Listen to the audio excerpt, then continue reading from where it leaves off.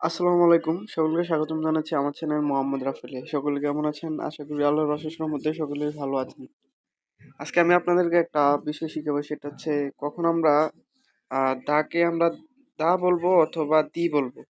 তো এটা শেখার জন্য আমরা একটা টেকনিক ব্যবহার করব, সেটা হচ্ছে যে দাদির সিবি। দাদি সিবি বলতে এখানে সি বলতে বুঝাইছে কনসোনেন্ট, ভি বলতে ভাওয়েল।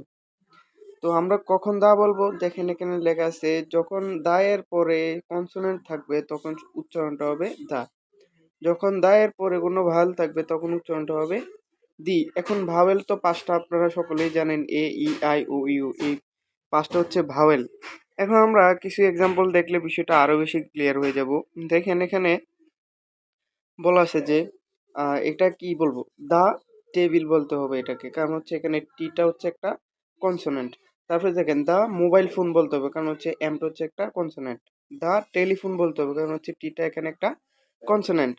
তারপরে দেখেন এটা হচ্ছে দি ইলিফ্যান্ট, কারণ হচ্ছে এখানে ইটা হচ্ছে একটা ভাওয়েল। এটা হচ্ছে দি অ্যাপল বলতে হবে, কারণ হচ্ছে এটা হচ্ছে একটা ভাওয়েল। ভাওয়েলের পূর্বে দি থাকলে বলতে হয় আমাদের দা থাকলে বলতে হয় দি। তারপরে দেখেন দি অরেঞ্জ, কারণ হচ্ছে এখানে ও আছে, ও এর পূর্বে আছে দা। তো এই হচ্ছে বিষয়, যেটাকে আমি ওভারঅল বলছি যে দাদির সিবি।